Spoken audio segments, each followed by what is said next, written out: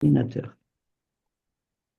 Bonjour, l'émission spéciale de Radio Arménie aujourd'hui a pour invité Setrak Palian de Jérusalem, représentant de l'association ou de l'initiative de défense du quartier arménien de Jérusalem, Save the Ark. Bonjour Setrak, bonjour, bienvenue sur les ondes de Radio Arménie. Bonjour, bonjour et merci pour cette invitation. Alors, pour notre grande chance, Setrak est francophone, puisqu'il a été étudiant en France, il a des relations avec la France, et c'est très très bien parce que c'est un sujet qui doit être connu des francophones et non seulement de ceux qui parlent l'arménien. Merci Setrak pour avoir accepté cette invitation. Aujourd'hui, nous allons parler d'un nouvel épisode de la crise qui a secoué non seulement la communauté arménienne d'Israël, de Jérusalem en particulier, et plus généralement la diaspora arménienne et certainement une partie de l'Arménie. C'est les relations entre le patriarcat arménien. Et donc, je vais vous demander aussi de présenter un tout petit peu l'historique du patriarcat, les relations entre le patriarcat arménien, d'une part, d'autre part, des investisseurs qui veulent mettre la main sur les biens des Arméniens, qui représentent, si je ne me trompe, un septième de la vieille ville de Jérusalem. Aujourd'hui, donc dans cet épisode, nous voyons non seulement des investisseurs, mais la ville de Jérusalem qui essaie de mettre la main sur les biens, sur le quartier arménien, mais sur les biens qui sont en dehors du quartier arménien aussi. Voilà, donc la question est posée. Que se passe-t-il aujourd'hui à Jérusalem, cette vague? Oui, donc c'est un sixième d'ailleurs, le quartier Un arménien sixième, un de sixième. Jérusalem, c'est un sixième de la vieille ville. Donc on a le quartier juif, quartier musulman, quartier chrétien, et enfin le quartier arménien, comme vous l'entendez, c'est un quartier très important, puisque toutes les religions monothéistes ont un quartier, et les Arméniens, cette petite nation de 10 millions, a son propre quartier aussi. Bien sûr, ça date, c'est lié au IVe siècle, quand l'Arménie a accepté le christianisme en tant que religion d'État, le premier à le faire d'ailleurs, les pèlerins et les prêtres arméniens arrivent à Jérusalem très tôt, dès le IVe siècle. Et au 7e siècle, le patriarcat arménien de Jérusalem est fondé en 638. Et c'est la plus longue présence ininterrompue, en continu, d'une institution chrétienne et d'une institution en général, puisque les Grecs ont été virés pendant un siècle. Au 7e siècle, les catholiques ont été virés pendant 5-6 siècles. Donc la seule présence ininterrompue, c'est la présence arménienne qui a connu son âge d'or pendant les croisades. Et, on a eu 5 reines arméniennes de Jérusalem. Et bien Cinq sûr, reines arméniennes à Jérusalem, oui, les plus connus, c'est au moment des Mélissandre, croisés. Arda et Morphia. Oui, les croisés, pardon. Puisque le royaume de Kiliki a joué un rôle central pendant les croisés, les Arméniens ont eu beaucoup de chance et beaucoup d'influence pendant cette période. Et bien sûr, comme dans toutes les diasporas, les Arméniens contribuaient au développement de la ville. Ils ont toujours aidé leur environnement à se développer. La première maison d'édition était dans le quartier arménien en 1833, le premier studio de photographie, les premiers céramistes et dans beaucoup d'autres spécialités, beaucoup d'autres, dans le domaine de l'art et de la culture surtout. Donc, c'est une présence très importante. C'est aussi d'ailleurs le quartier arménien un des plus sécurisés, c'est-à-dire un des plus tolérants, où les juifs, les musulmans, les chrétiens peuvent se balader tranquillement sans avoir aucun problème. Ça a toujours été un pont entre les différentes communautés et toujours, bien sûr, un pilier de la présence chrétienne qui a protégé d'autres minorités chrétiennes comme les Assyriens, les Éthiopiens, les Coptes ont toujours été historiquement protégés par les Arméniens en Terre sainte. Aujourd'hui, il y a beaucoup de problèmes. Malheureusement, depuis 1967, les pressions sur le patriarcat arménien ont augmenté. Les, euh, les essais d'expropriation ou d'achat un peu, Détournées, comment dire, des tentatives détournées des, des- de... des tentatives détournées d'achat et de location. Donc, le plus grand problème, comme vous l'avez probablement entendu, c'était le Jardin des Vaches. C'est le Jardin des Vaches. En 2021, un Alors, le contrat. Jardin des Vaches, nous avons avec vous, Cétrac, consacré une émission à cette question. Je voudrais qu'on présente ce conflit en quelques mots et on reviendra, si vous voulez bien, à la fin de cette émission pour faire le point de la situation des Jardins des Vaches. Alors, rappelons que le Jardin des Vaches, enfin, c'est un bout de terrain qui appartient au patriarcat, qui est juste devant les murs du patriarcat, c'est-à-dire c'est attenant au patriarcat. Et il y avait eu donc une sorte d'accord, en tout cas passé avec un investisseur australien et donc un accord qui a été remis en cause parce que l'accord avait été donné de manière illégale euh, Oui. et Donc, le que Jardin des Vaches. l'acte d'achat n'avait pas été ratifié. Oui, donc le Jardin des Vaches, c'est aussi le point le plus élevé de la vieille ville et du quartier arménien. C'est sur le mont Sillon. C'est aussi juste en face des murs, des remparts de la vieille ville. Donc, ça a une importance stratégique, géopolitique, historique, économique. Et en 2021, une location à long terme a été signée entre certains individus au sein du patriarcat, dont le patriarche, le grand sacristain et l'ex-directeur des propriétés, qui ont illégalement signé sur un contrat à long terme de 98 ans pour 11 500 mètres carrés, une somme ridicule de 2 millions de dollars et 300 000 dollars de loyer annuel. Et ça inclut non seulement le parking du Jardin des Vaches, mais aussi des résidences de 5 familles arméniennes, le jardin privé, le parking privé, le hall du séminaire, et d'après les dernières données, peut-être aussi une partie du patriarcat même, enfin, de l'immeuble du patriarcat. Donc, ce Alors, contrat est illégal. en quoi cet octroi du Jardin des Vaches était illégal? Pourquoi Oui, c'était donc illégal? l'illégalité vient de deux arguments. Déjà, il y a deux plaintes qui ont été déposées, une de la part du patriarcat, une autre de la part de la communauté. Le patriarcat s'est basé sur trois arguments: mauvaise représentation de la part de la compagnie privée et de l'investisseur, c'est-à-dire qu'ils n'avaient pas l'expérience ou le financement pour entreprendre ce projet. Le deuxième, c'est corruption, que l'ex-directeur des propriétés baritérétiennes a été donné des sommes pour préparer ce contrat et pour le faire avancer et le Donc, faire signer.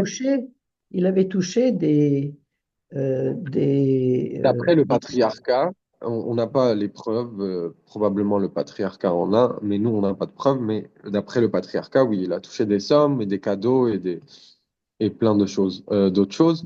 Et la troisième, c'est que la superficie, que le patriarcat était d'accord pour 7 500 mètres carrés et non pas 11 500 mètres carrés. Mais l'illégalité du contrat, les arguments sont faits par la communauté.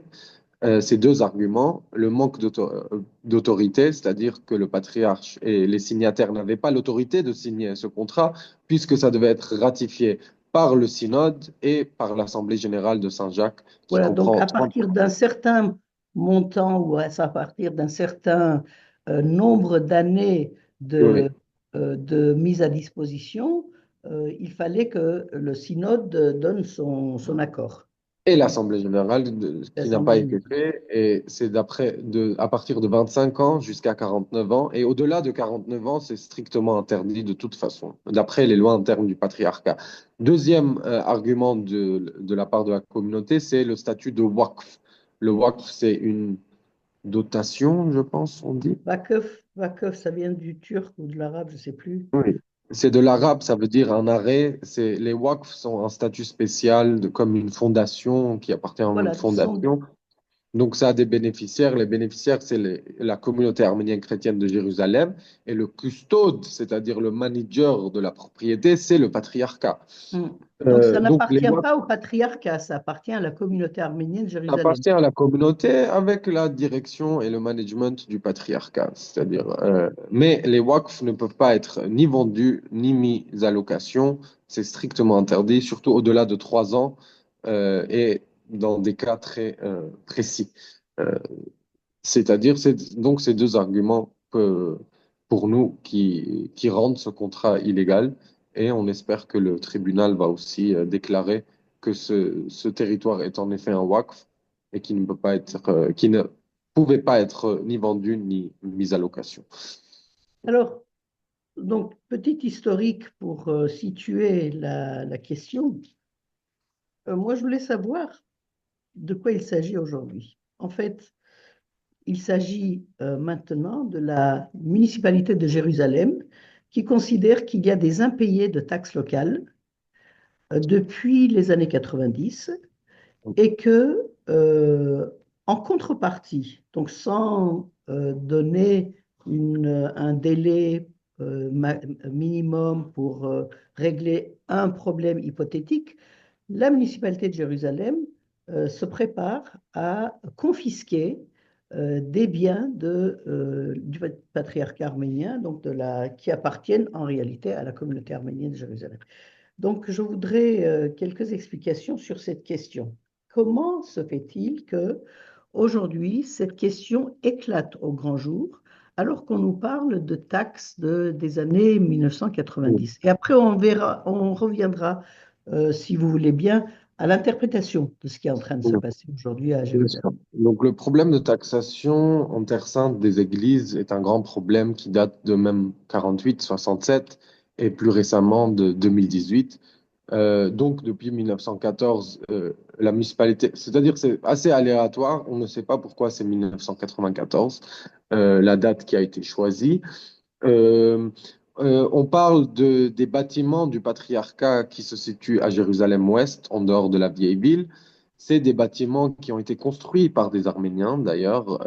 C'est un des premiers bâtiments qui a été construit dans cette partie de la ville, grâce notamment aux efforts du patriarche Hovhannes qu'on a eu, qui a acheté les Quelle terres. période? Il est décédé en 1860, donc début du 19e siècle, et ça a été continué par les différents patriarches. Donc, c'est des terres historiquement arméniennes de 2 siècles, et historiquement, toutes les églises n'ont pas payé de taxes pendant l'Empire ottoman, pendant le mandat britannique, et Israël en 67 avait aussi promis de se baser sur ces lois britanniques et ottomanes euh, La, vis-à-vis les la loi, taxations et les la églises. loi coutumière, je crois, le droit coutumier. Oui, mais aussi les églises et les représentants des communautés chrétiennes à Jérusalem, c'est les églises et les patriarcats, et ils ont beaucoup de dépenses que s'ils ne font pas ces dépenses, c'est la municipalité qui devrait entreprendre toutes ces dépenses et qui devrait subventionner les écoles chrétiennes et plein d'autres centres de communauté, etc., etc. Donc, il y a aussi un autre problème, c'est que un des bâtiments, une partie de ces bâtiments est mise à location à la municipalité. Et la loi israélienne dit que les locataires sont ceux qui payent les taxes de propriété dont on parle, donc les taxes qu'on appelle Arnona. Tous les locataires, c'est-à-dire quand c'est donné à un parti tiers, les locataires, ils payent cette taxe, mais quand ça, c'est dans les mains, ça appartient au patriarcat, les taxes ne sont pas payées. Mais on parle aussi d'un bâtiment où la municipalité devrait payer. D'ailleurs, ils ne payent même pas de loyer. Et il y avait eu un entendu, enfin, à l'oral, il y avait eu des Une négociations et ils entente. s'étaient mis d'accord, je pense, une entente, oui, que à la place de la taxe, pas de loyer, où il y avait euh, il y avait une négociation là-bas et une entente. On n'a pas tous les détails, mais c'est vraiment absurde que la municipalité revendique des taxes de propriété sur des propriétés qui sont louées par elles-mêmes. Oui, Donc, intéressant. c'est un grand problème qui date de longtemps. Alors, avant l'année dernière. est-ce qu'il y a, excusez-moi, est-ce qu'il y a des textes de loi qui, ce qu'on dit là pour ce qui concerne la loi coutumière, etc., est-ce que ça se traduit au niveau du droit israélien d'aujourd'hui ou au niveau du règlement de la ville de Jérusalem? Est-ce qu'il y a des textes qui La parlent loi de, nationale du, israélienne, comme je dis, c'est basé sur les lois ottomanes et britanniques. Là où il n'y a pas de loi précise, on fait recours aux lois britanniques et ottomanes. Donc, légalement, je ne peux pas vous dire exactement comment ça marche, les lois par rapport à ce sujet, mais auparavant, ça a toujours été des négociations avec les différentes églises, avec toutes les églises, tous les patriarcats. Aujourd'hui, la municipalité a décidé de cibler seulement le patriarcat arménien. seulement? Donc, oui, en 2018, ils avaient ciblé toutes les églises et les patriarcats, et il y a eu la fermeture du Saint-Sépulcre, je ne sais pas si vous vous rappelez, ça a fait Oui. un grand buzz médiatique et politique. Donc, c'est là que le Premier ministre Netanyahou décide de fonder une comité qui va justement négocier avec les patriarcats et les églises pour trouver une solution. Mais malheureusement, il y a eu Corona en 2020 et après, il y a eu la guerre ici. Donc, le comité n'a pas vraiment eu, après 2020, n'a pas eu de session, n'a pas eu de réunion. Et tout d'un coup, l'année dernière, la municipalité décide de, unilatéralement, envoyer une lettre, une notice de, je ne sais pas comment ça s'appelle en français, un foreclosure notice, c'est-à-dire qu'ils vont exproprier les biens et les mettre en auction, Oui, aux enchères. Aux aux enchères, enchères. une vente aux enchères. C'était très surprenant pour le patriarcat et on pense qu'ils ont ciblé le patriarcat arménien parce qu'ils estiment qu'ils ont le moins, enfin, c'est les moins forts en politique, en pression médiatique, en pression Moins diplomatique. protégés, moins Oui. protégés Les politiquement. moins protégés, exactement. Donc, ils décident de faire, euh, d'avoir un précédent avec les Arméniens, et après, ce sera appliqué sur les autres églises et les autres patriarcats. Hmm. Alors, la question est posée. Euh, quelques questions sur l'environnement de cette affaire.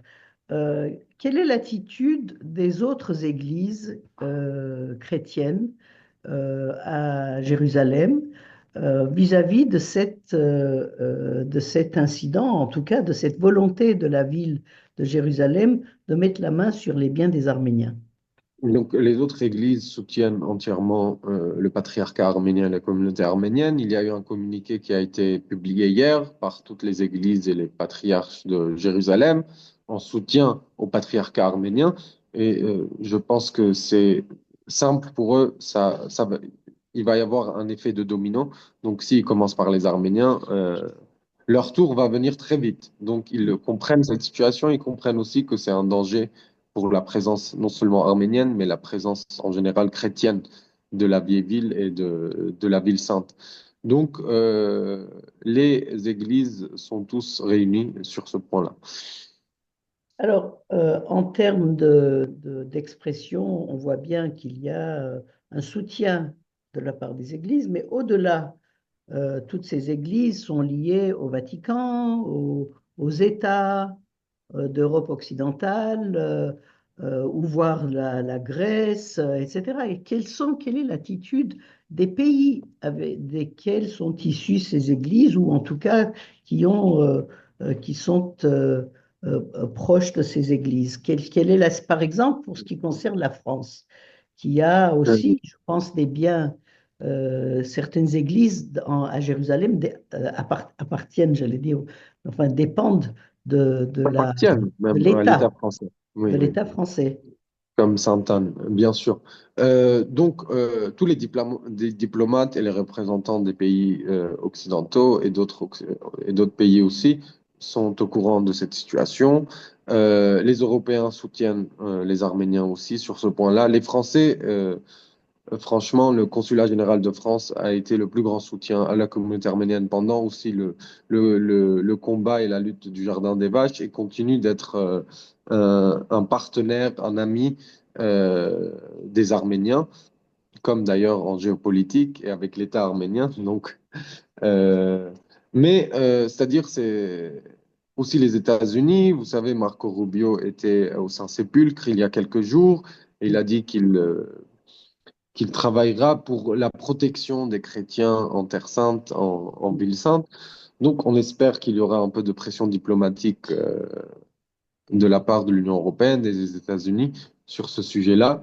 Mais le temps est très restreint, c'est un problème, c'est-à-dire on a un tribunal lundi, donc il n'y a pas beaucoup de temps pour en quelque sorte essayer d'intervenir, d'arrêter ce tribunal et de reprendre les négociations dans le cadre du comité de 2018 qui a été créé par le Premier ministre.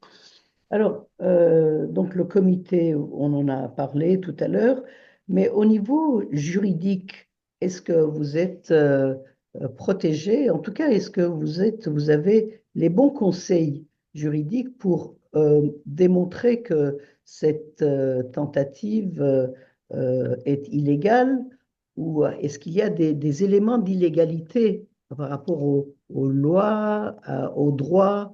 euh, qui était la loi de référence dans cette affaire. Malheureusement, le point de vue juridique, c'est le patriarcat qui entreprend les plaintes et tout ce qui est juridique, tout ce qui est légal, et c'est les avocats du patriarcat. Malheureusement, on n'a pas beaucoup d'informations sur ce point-là. On ne sait pas exactement ce qui a été argumenté par l'avocat du patriarcat, donc je suis désolé, mais je ne pourrais pas vous donner plus d'informations que ça. Je ne sais pas sur quelle base légale se sont fondés les arguments du patriarcat. Mais au-delà du légal, c'est un problème politique, c'est un problème religieux, c'est un problème de droit de minorité et le droit de- de- des chrétiens de pouvoir rester en Terre Sainte et de pouvoir pratiquer leur religion et de pouvoir avoir une source économique aussi, puisque le patriarcat a besoin de cette source pour justement prendre soin de sa communauté, comme tous les autres patriarcats et toutes les autres églises. Est-ce que le patriarcat a la possibilité d'attaquer la ville de Jérusalem, la municipalité de Jérusalem, pour un manquement à son dû de location non payée Ils peuvent au le faire. Ils patriarcat? avaient décidé de ne pas le faire pour justement ne pas créer un grand problème. Ils voulaient résoudre ça amicablement au sein du comité avec la municipalité. Mais certains individus au sein de la municipalité ont décidé qu'ils ne voulaient pas résoudre ce problème, mais qu'ils voulaient aller prendre des décisions extrêmes. Euh, et c'est ce qu'ils ont fait. Et c'est pour ça que l'année dernière, le patriarcat a déposé plainte contre la municipalité et cet individu au sein de la On a un municipalité. problème d'audition, Ah, vous m'entendez? Moi, très je ne mal, vous entends plus non plus. très mal, ça a baissé. Le son a baissé. J'ai reçu un appel. Voilà, Vous très bien. m'entendez là? Oui, là Pardon. j'entends. Oui, donc on disait que certains membres de la municipalité ou certains fonctionnaires de la municipalité Oui. ont décidé de ne pas je veux dire, de ne pas régler le problème à l'amiable. C'est ça. Exactement. Et le problème, c'est que la question qu'on a, c'est est-ce que le gouvernement a donné le feu vert à la municipalité? Puisque quand il y a un comité gouvernemental qui a été fondé par le Premier ministre pour résoudre ce problème, comment est-ce que la municipalité peut prendre des décisions unilatérales comme celle-ci?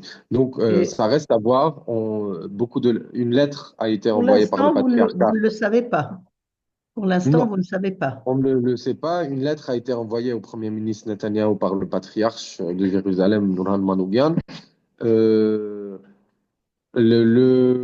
l'ambassadeur d'Arménie en Israël a aussi eu des communications avec le ministère des Affaires étrangères, si je ne me trompe pas. C'est-à-dire, il y a beaucoup de communication en ce moment avec le gouvernement directement, pas avec la municipalité, pour essayer de résoudre ce problème et de revenir, encore une fois, au comité de 2018 et de régler ce problème avec toutes les églises et tous les patriarcats, non pas en divisant pour mieux conquérir, pour si mieux vous voulez, régner. pour Euh, mieux régler. Cédric, nous parlons de cette série de vexations et de tentatives de la part d'individus, de collectivités, notamment dans ce cas la collectivité de Jérusalem, la municipalité de Jérusalem, de mettre la main sur les biens des Arméniens. Est-ce que vous pensez que le moment choisi aujourd'hui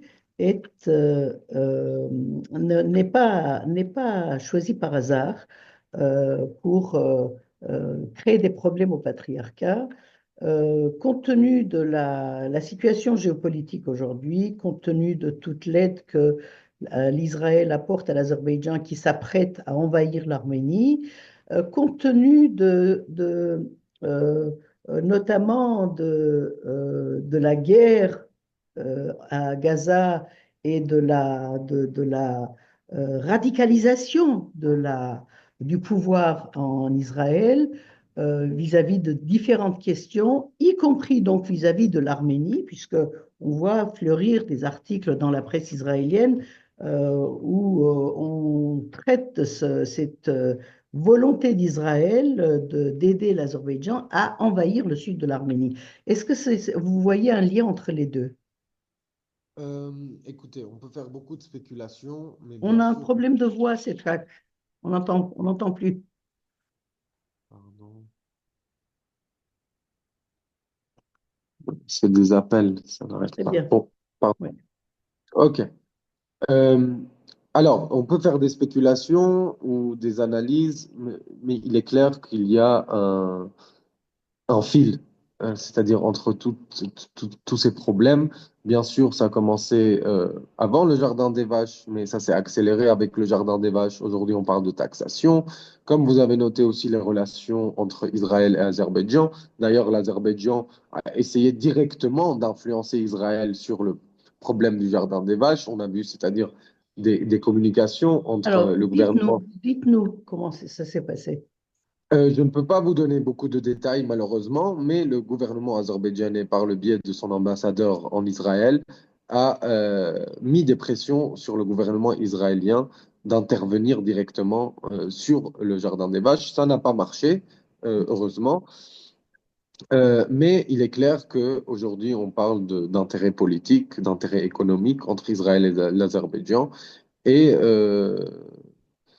les articles dont vous parliez, qui traitent les Arméniens d'antisémites, alors que historiquement, et même d'après le ministère des Affaires étrangères d'Israël, l'Arménie est un des pays les moins antisémitiques dans le monde et surtout dans la région. Mais ça vient d'un journaliste qui s'appelle Mordechai Kedar, qui d'ailleurs Oui. a eu un passé a eu des déclarations très euh, choquantes dans le passé. Par exemple, il a soutenu le fait de menacer de viol des femmes pour combattre le terrorisme, c'est-à-dire menacer les terroristes de violer leurs femmes. C'est-à-dire, c'est des propos assez radicaux et extrémistes. Donc, franchement, on ne donne pas beaucoup d'importance à ces articles-là. En général, c'est ce journaliste, mais dans la presse israélienne, Bon, alors ça, c'est pour ce qui concerne l'article, mais la réalité est là. L'Azerbaïdjan continue d'armer, pardon, Israël Israël. continue d'armer l'Azerbaïdjan qui s'apprête véritablement dans peu de temps à envahir le sud de l'Arménie. Oui, il est clair qu'aujourd'hui,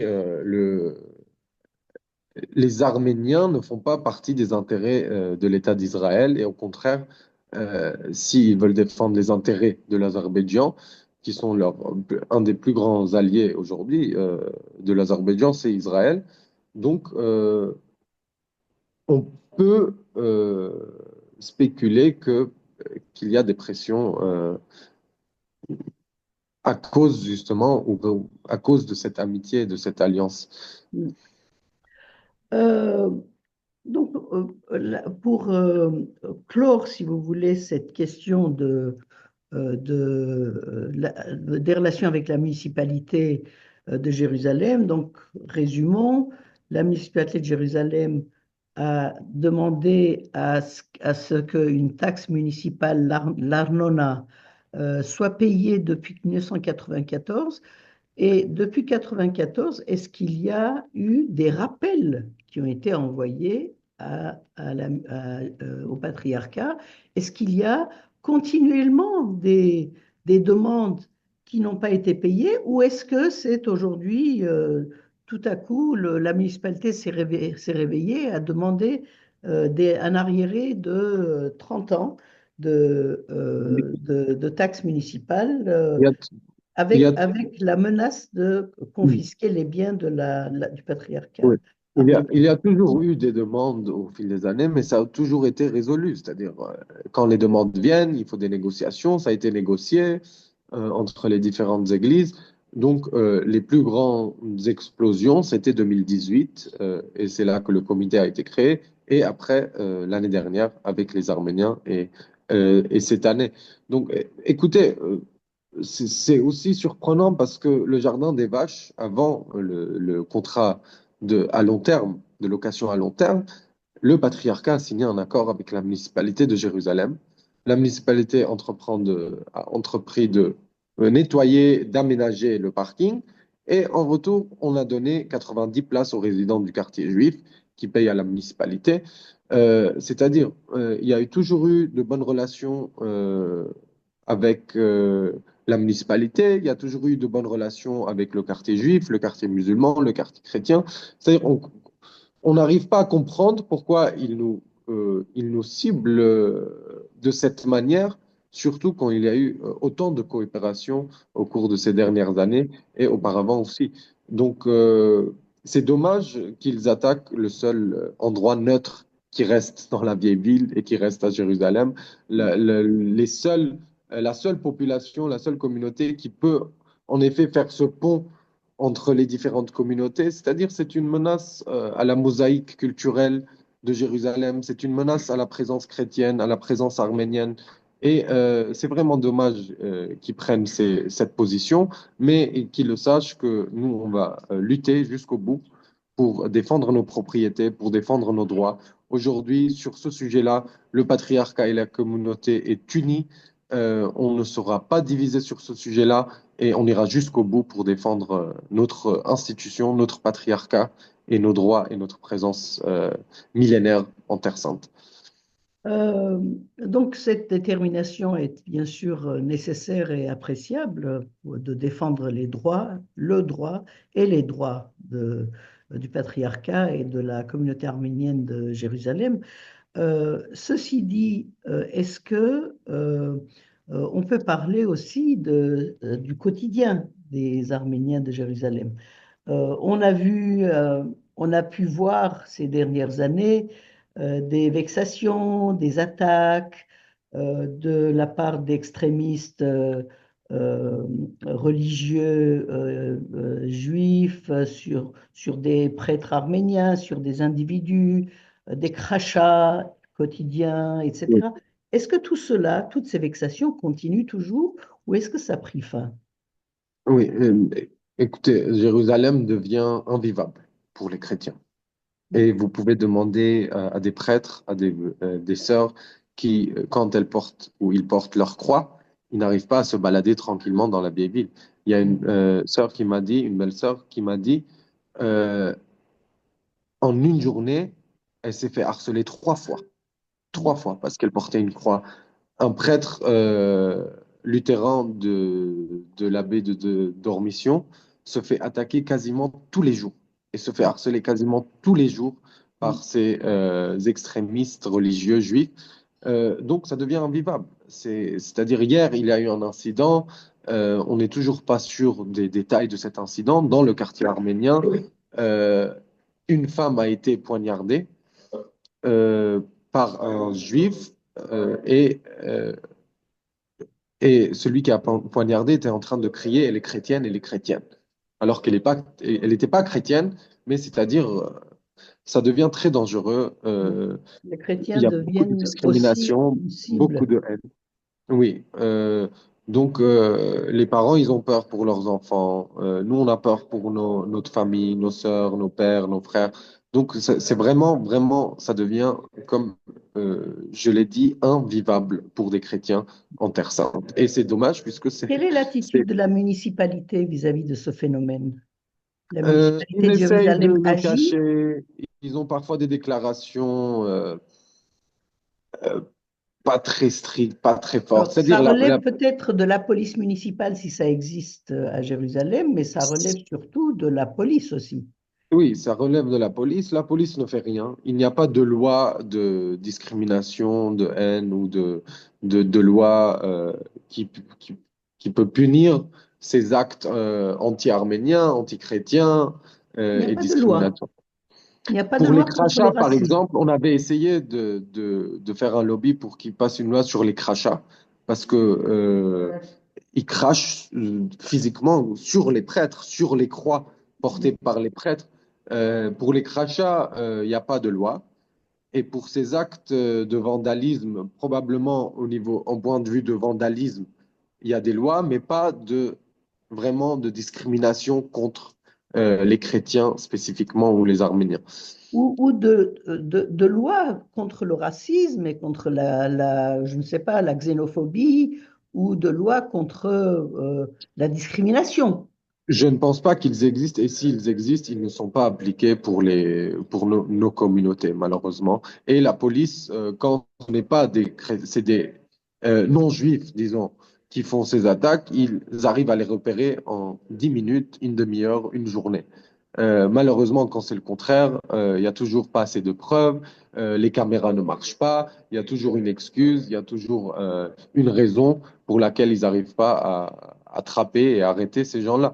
Ou sinon, ils les arrêtent, au bout de 3 heures, ils, ils ressortent. C'est-à-dire, donc c'est très dur, on n'a pas d'adresse, on ne peut ni se plaindre à la police, ni à la municipalité, ni au gouvernement. Et c'est pour ça qu'on se plaint au monde entier et qu'on demande aux diplomates et qu'on demande aux journalistes de nous aider à répandre ce sujet parce que les gens ne se rendent pas compte. Ils pensent que à Jérusalem, tout le monde habite tranquillement, qu'il n'y a rien contre les chrétiens, que les chrétiens sont protégés, mais malheureusement, ce n'est pas le cas et c'est tout le contraire. Cédric Valiant, quelle est l'activité principale de votre association aujourd'hui? Save the Ark, donc sauver l'intitulé de l'association, c'est Sauver le quartier arménien de Jérusalem. Oui. Donc, notre premier objectif et première priorité, c'est le jardin des vaches. C'est de défendre cette terre et de la garder en main arménienne, que ce soit du patriarcat ou de la communauté, et que ce soit utilisé pour le bénéfice de la communauté et de l'Église. Ça, c'est le premier objectif, mais bien sûr, Save the Ark, c'est sauver, préserver le quartier arménien. C'est justement pouvoir pouvoir faire des réformes peut-être, si c'est nécessaire, au sein du patriarcat, pour que ce soit des décisions prises plus avec des experts en propriété, des experts arméniens en propriété, en Peut-être un peu plus finance. de démocratie aussi. Un peu plus de démocratie. Vous savez, notre mouvement a commencé justement avec cette demande-là, de donner une voix à la communauté. C'est vraiment la vision qu'on avait, c'est de donner une voix à cette communauté qui n'a pas de voix, qui ne vote ni dans les élections municipales, ni dans les élections nationales, et ni dans les élections du patriarche. C'est-à-dire tous nos représentants sont des représentants qui ne sont pas élus au suffrage universel ou au suffrage direct. Donc oui, cette démocratie est aussi une des demandes de ce mouvement, d'avoir d'être impliqué plus dans les affaires du patriarcat, dans les décisions du patriarcat, sans vouloir faire des coups ou des détournements ou des enlèvements ou des soulèvements. C'est-à-dire, c'est juste de pouvoir s'asseoir autour d'une table et de décider ensemble notre destin, ensemble en tant qu'Église et que communauté, de décider notre destin, puisque notre destin est décidé, le destin de nos enfants et de nos petits-enfants est décidé par des gens qui ne sont pas élus par nous-mêmes et qui ne demandent pas notre avis sur quoi que Donc, ce soit. une demande de changement de gouvernance au patriarcat. De quand datent les statuts du patriarcat? De quelle époque datent les statuts du patriarcat de Jérusalem? Euh, bon, les derniers, ça date de l'Empire ottoman, mais bien sûr, les premiers, c'est le 7e siècle. Dès que ça a été fondé en 638, il y a eu beaucoup de changements. Bien sûr, avant, par exemple, les patriarches étaient nommés par Constantinople. Après, quand il y a eu la constitution nationale arménienne, Constantinople, à savoir par le le patriarche de Constantinople le nommé le patriarche de patriarche, Constantinople oui, nommé le le patriarche de Jérusalem. patriarche de Et Jérusalem. donc, en fait, pour présenter à notre auditoire la structure de l'Église arménienne, il y a donc deux catholicosats, le catholicosat de la grande maison de Cilicie qui se trouve à Antilias au Liban maintenant. Il y Mhm. a la maison de la grande, de catholicosat de tous les Arméniens qui est à Etchmiadzin. Et il y a deux patriarcats, le patriarcat de Constantinople qui est à Istanbul aujourd'hui et le patriarcat de Jérusalem qui sont, j'allais dire, autonomes, qui ne sont pas Oui. soumis administrativement à, C'est-à-dire, ils à sont l'autorité plutôt, du catholicos d'Etchmiadzin. oui, ils sont plutôt liés aux catholicos d'Echmiadzin sur les bases théologiques, pour, par exemple, les évêques, pour nommer les évêques, ils peuvent pas, les patriarches n'ont pas le pouvoir de ordain, comme on dit, d'ordiner des évêques. Donc, c'est le Echmiadzin qui le fait. Mais à part ça, administrativement, financièrement, complètement autonome, il n'y a pas de pouvoir sur le patriarcat. Le seul pouvoir, c'est l'Assemblée générale de Saint-Jacques, donc la fraternité de Saint-Jacques, qu'on appelle, qui prennent toutes les décisions, qui devraient prendre toutes les décisions, mais comme on l'a vu avec le Jardin des Vaches, ils n'étaient pas impliqués non plus dans cette décision. Euh, donc la structure, oui, c'est le patriarche comme président, si vous voulez, le synode comme le gouvernement, huit prêtres, et l'Assemblée générale comme l'Assemblée nationale, 30 prêtres. Donc il n'y a pas de membres de communauté au sein Je veux dire, du patriarcat. ce qui est remarquable, c'est que le patriarcat de Constantinople a eu au XIXe siècle une nouvelle constitution qui a fait entrer des laïcs dans l'administration du patriarcat. Non seulement de Constantinople, c'était justement en 1873, si je ne me trompe pas, la constitution nationale arménienne qui a été Voilà, adoptée pour réguler, réglementer la relation entre les communautés et leurs églises. Parce qu'on tout à fait. considérait que les églises n'étaient pas seulement des dirigeants spirituels et religieux, mais aussi sociopolitiques. Donc c'est pour cette raison qu'ils ont instauré ce système où les laïcs sont entrés dans les administrations Tout à des fait. Mais églises. Et c'est le cas.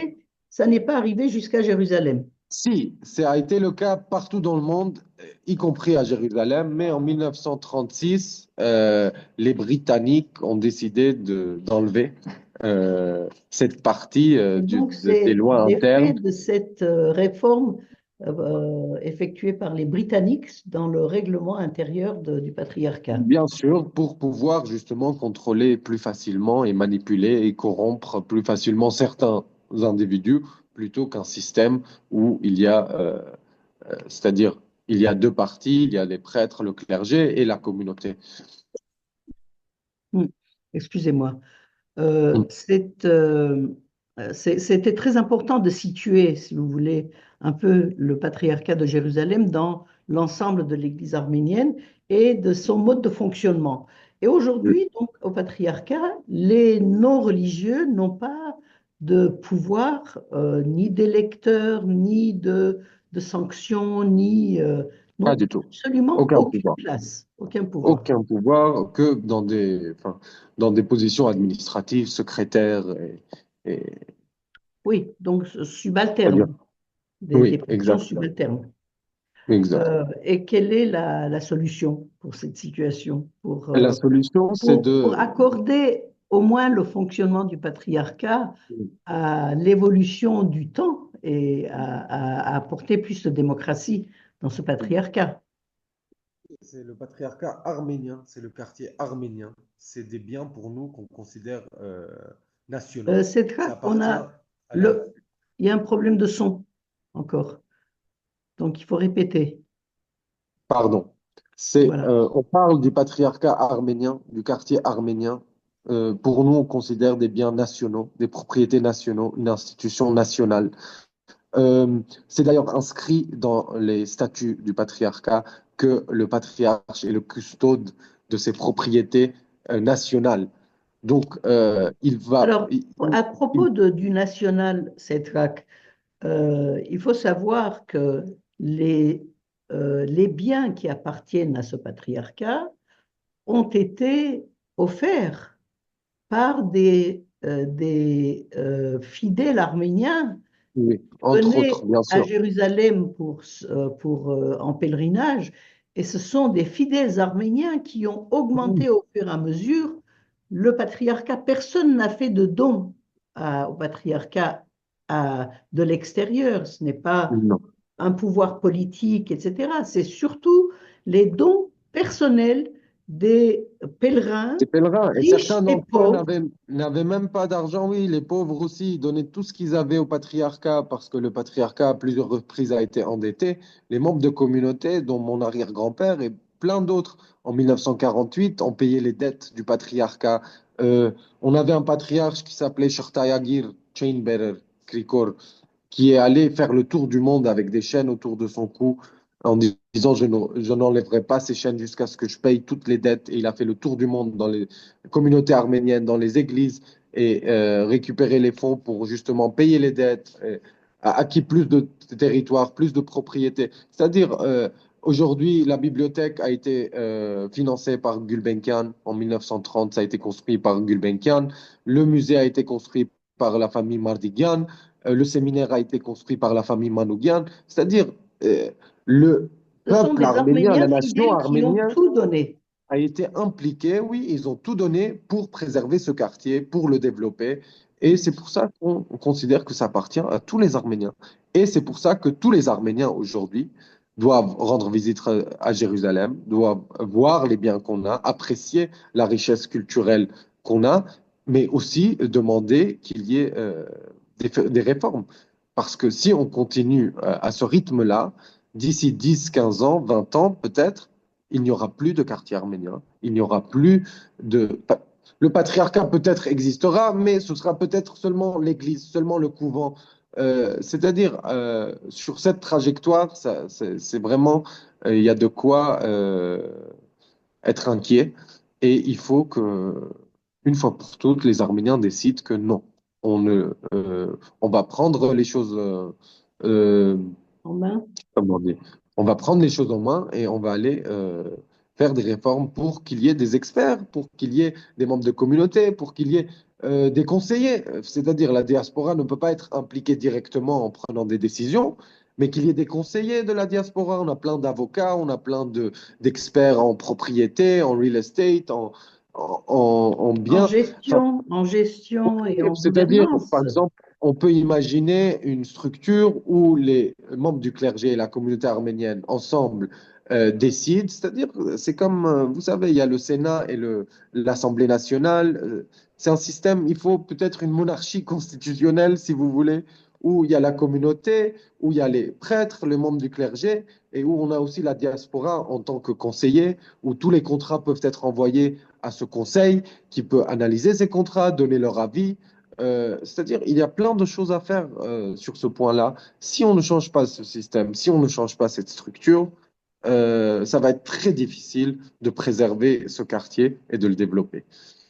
C'est sur cet appel de Setrak Balian, cofondateur du mouvement Sauver le quartier arménien de Jérusalem, cet appel et cette